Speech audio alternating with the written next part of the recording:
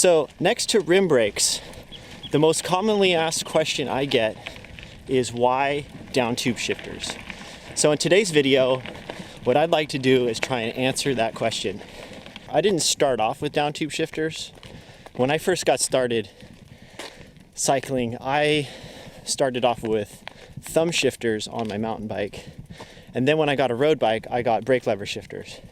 I had never actually used downtube shifters or any kind of friction shifter, even as far back as I can remember as a kid. So it's not like I came from downtube shifters and just never adopted brake lever shifters and then decided I didn't like them. I actually started with brake lever shifters and then switched to downtube shifters once I bought an older touring bike and discovered how cool they are and how many advantages they do actually still have, even though they're considered old technology. Okay, so why downtube shifters? The main thing is I can shift both the front and back chain rings with one hand. The other reason I like downtube shifters is because the cable situation is very simple. You only go from your downtube here back to the derailleur. The third reason is it simplifies the cockpit. So you don't need to have your shifter cables coming up onto your handlebars up to your levers.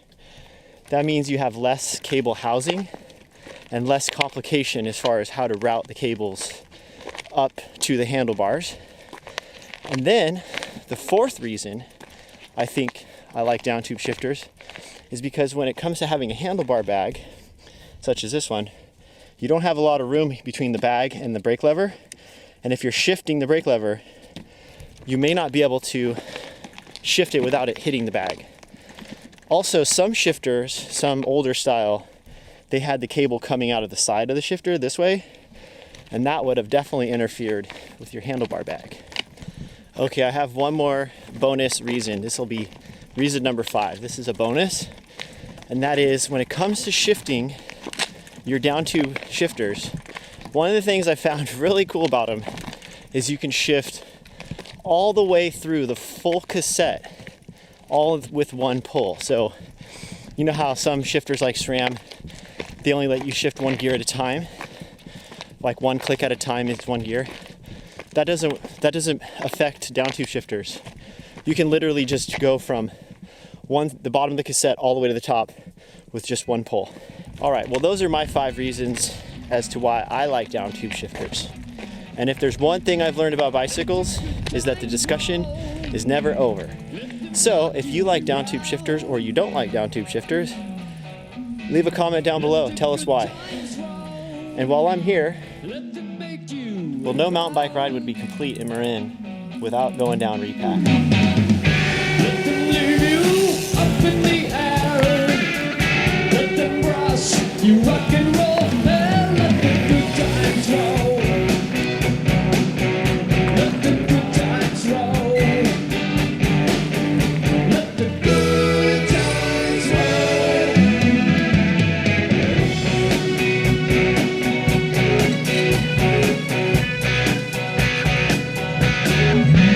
Let the stories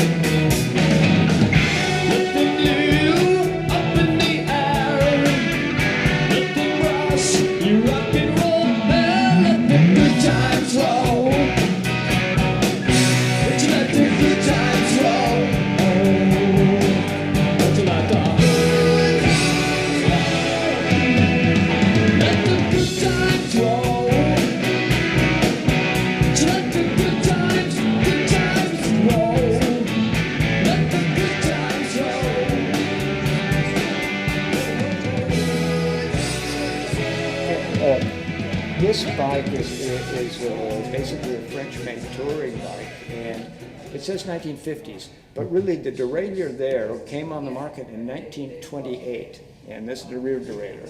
The front derailleur is just a modern addition in about 1950, and this is the cyclo derailleur from France, patented in 1928, and they produced this model or variations of it all the way until the 50s.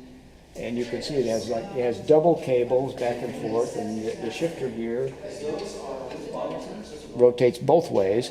And then back down where the shifting is, there's also the cable wraps completely around and rotates back and forth. And then inside there's a helical spline, and as that rotates, the derailleur moves back and forth on the helical spline, like so.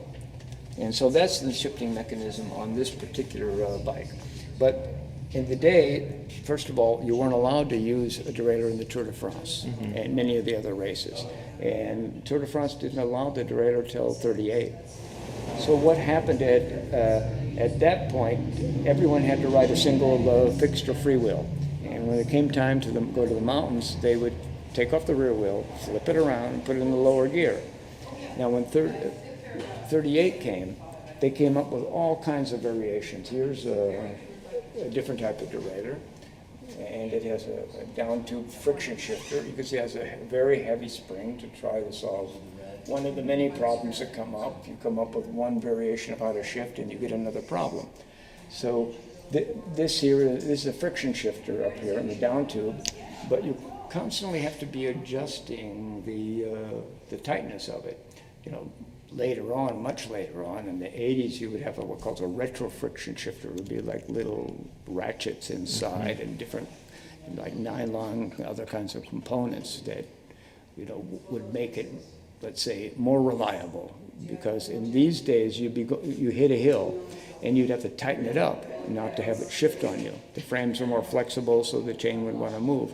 But when you needed to shift fast, let's say on the flats or where you're being competitive, you didn't want it so tight because, you know, it just wouldn't respond immediately. So you know, half a second, you miss your opportunity for some tactical move. Now later on, they came up with this type. Tullio Campagnolo is a man that invented the quick release. And before that, the bikes had wing nuts on it, you know, big wing nuts.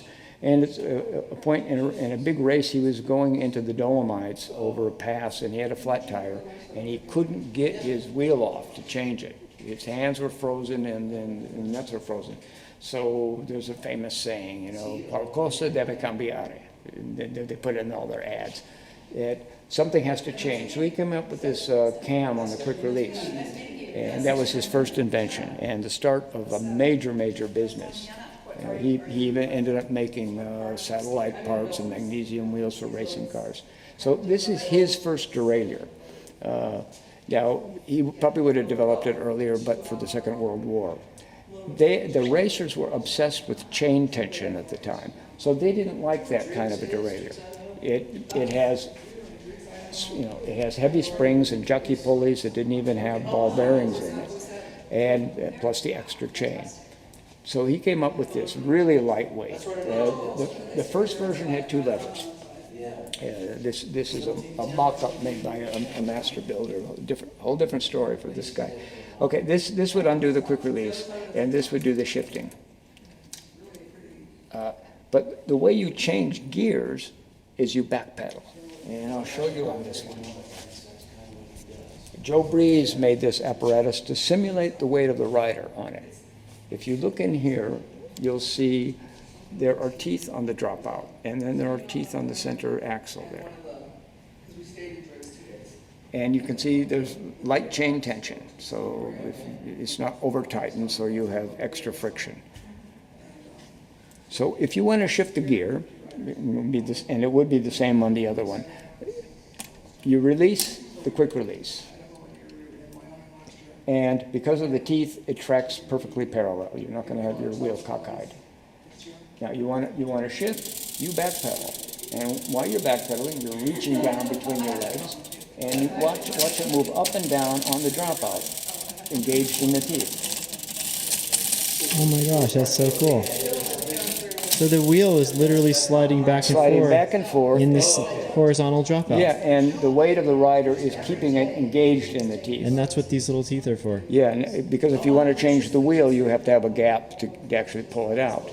And you'll see that it's on a different gear, but the chain tension's still ideal. It's always ideal. And then we move down into the highest gear, still. And you only needed this is the shortest chain you needed. Yeah, that's it. But of course, because you're limited by the chain size, you have a limited range of gears. There's only so much chain. I guess the longer this is, the more you could get a longer chain. You can take up the you could have bigger range of gears if you have a longer chain and a longer dropout. Yeah, but we're so limited at this point. But also you could maybe have more cogs, but probably not because of this dimension. And to change the front shifter, you have to pedal forward while that's undone and move this device. Instead of a Downtube shifter, they had this. Now, was this a racing bike, or was this more this is the exact same model of the bike that won the Paris-Roubaix with the most famous bike rider, let's say, in history up to late Marks. Fausto Coppi won on that. And that's one of the most difficult races because it's mostly on cobblestones, or a lot of it on cobblestones, and usually horrendous weather conditions. So that is the start of So this is the start of friction shifting. Okay. Yeah. They had friction. See, this is in the 20s. They had friction shifters then. Earlier they also had, there's variations. There's a book by Frank Berto called The Dancing Chain. I actually have it open because I was looking up some of these things. This is a really big, thick book. But you'll see, this is a Campagnolo friction shifter, and they had the luxury item of these Campagnolo rubber covers, because if you have it tightened up, you end up getting a blister on your finger. So this is an early friction shifter version of this model, and this is pretty much the modern derailleur as developed. This model here, the Campagnolo Record Series derailleur. Later they had the Super Record, but it was essentially exactly the same design, just lightened up and a few better materials. So did I understand they actually had this type of shifter before they had that type of shifter? Did I understand that correctly? Yeah, that's post World War II. Okay. But that's like going back and forth. Refinement for elite racing. That's what that is. Okay, this is a retrofit. This is something that's probably from the 70s, this particular one. Okay. It's interesting that it's got. But this one looks like it's a little older. Yeah. This one is exactly the same as going back to 1928. Okay. That one. So was this the first derailleur? When was the derailleur invented? Well, I would say it was invented back even 1888-ish. Really? In the 1890s, there were many versions. I would say dozens, if not hundreds of versions, because you could look at some of the patents and you'll see the patent drawings of them. Joe Breeds did some research, and he found out that in the year 1895, half of the patents in the U.S. Patent Office were bicycle patents. And if you go down to submit a patent to your model and your design, you had to go to a separate building, because they had a separate building built just for bicycle patents. So that's how important it was, and a lot of the innovations about the mechanics of the bicycle were transferable to all kinds of industries, ball bearings and lighting systems, and this has a crankshaft on it. So this has the crankshaft inside here. Yeah, and it also has a suspension system. This is 1899. And this whole part pivots here around the center axle. And then there's a gearing system in here, and they even had 2-speed, and maybe even 3-speed, but for sure on the market 2-speed. And so that existed, and this was even won world championships, although it's more friction in it. So there's a famous American rider who was world champion, and here he is riding a different kind of shaft drive. In that space, he's riding this kind of a ride. Yeah, different type of shaft drive, another one. So shaft drive is nothing new? Nothing new. But it does have more friction. Okay. The chain is still the most optimal. Yeah, 96 to 98%, depending on which version you have. And there's even versions that are 99% efficient, and none of the others can get close. And the hub gears are even less, and it varies depending on which gear you're in. So there's a chain with watchmaking technology that's over 99% efficient.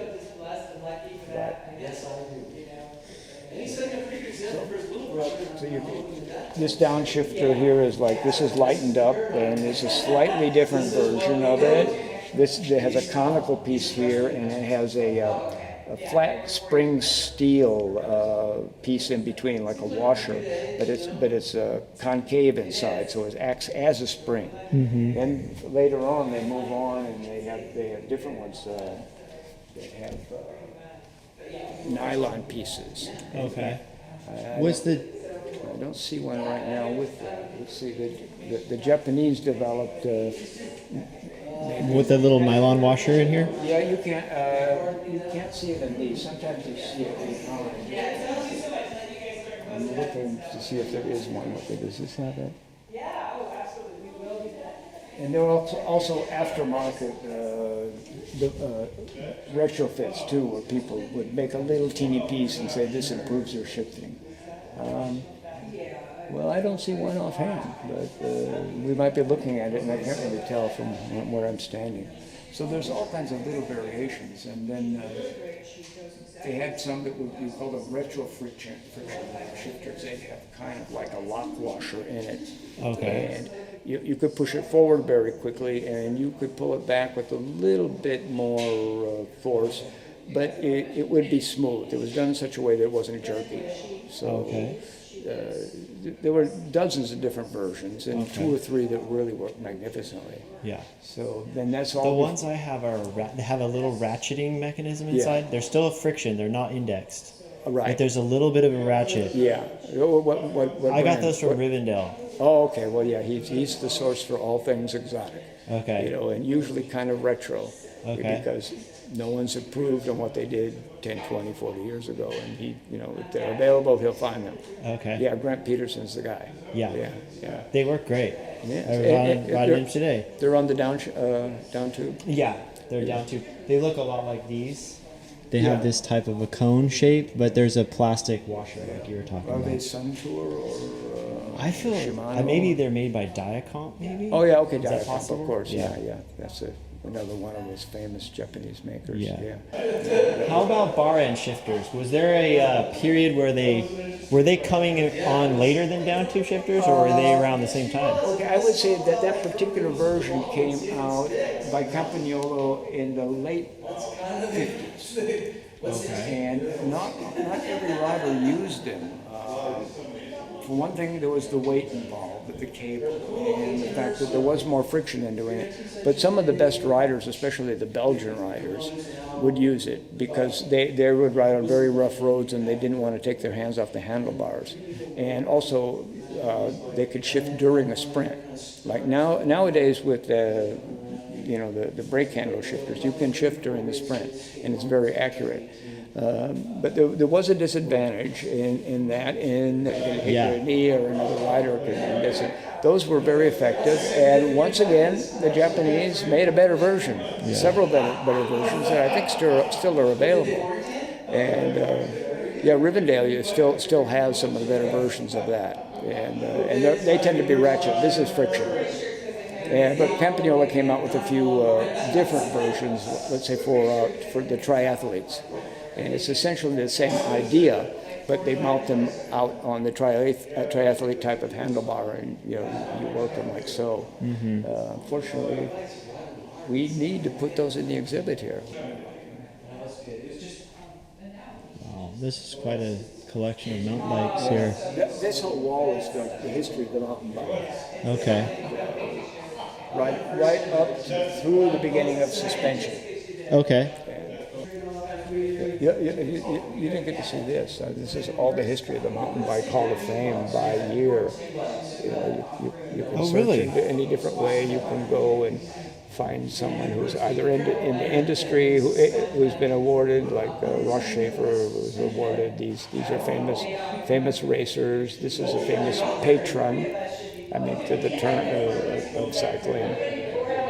Innovators, Klein, innovator. He made the first aluminum bicycles as a project at MIT. Oh, wow. And if you go on there, each and every one of these will have. Interesting. 1974 graduate of MIT. Yeah, you can sit there and. So you can go through every year and learn about different. Yeah, I would say you Hall of could Famers. spend at least a whole day just looking at this. And there's a new Hall of Famer, or 3 or 4 every year. Who's the newest inductee of the Hall of Fame? I will show you here these fellows. Steve Peat, who is famous as a downhill bike racer. The Kennett brothers, who made the most unbelievable series of trails in New Zealand. Like unbelievable, with suspension bridges just for bicycles and hikers that go into the backcountry. And there's this fellow, Josh Bender. Yeah. So these are the latest ones, the latest 4. Okay. So usually there's 2 or 4, and there's a huge ceremony here. Really? And this kiosk disappears up into the sky because our president here is a elevator technical expert, especially in old antique elevators. And so he devised all kinds of unique things, and all of this disappeared.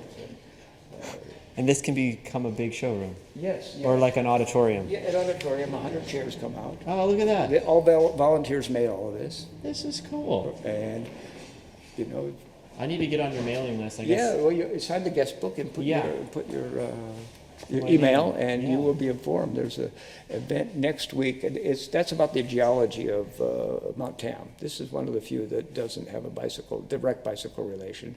But then again, it does, because they'll point out places where you can ride your bike and see the different geological features and learn about tectonics and movement of Earth with the earthquakes and sedimentary things and erosion. So all of that can be discovered on the bike. So that's kind of how it fits. But